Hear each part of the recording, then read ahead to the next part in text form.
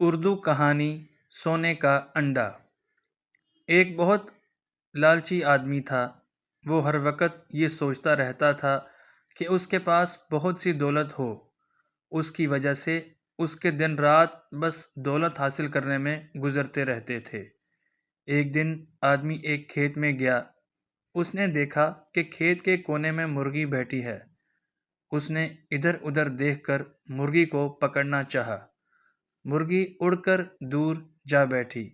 وہ مرغی کے پیچھے دوڑنے والا تھا کہ اس کی نظر میں اس جگہ پڑی جہاں مرغی بیٹھی تھی۔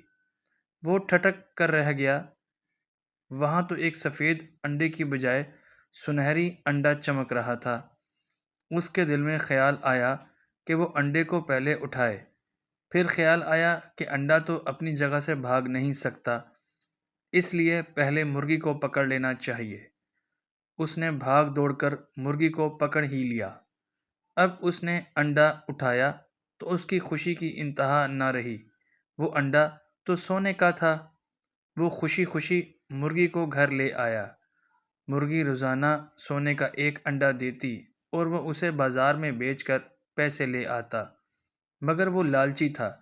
ایک بار اس کے دل میں لالچ آیا کہ مرغی کے پیٹ میں ایک ہی مرتبہ سارے انڈے نکال لینے چاہئیں۔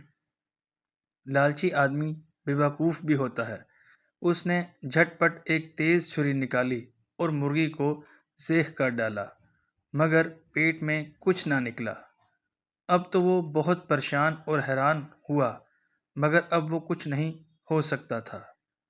نتیجہ سچ ہے کہ لالچ بری بلا ہے۔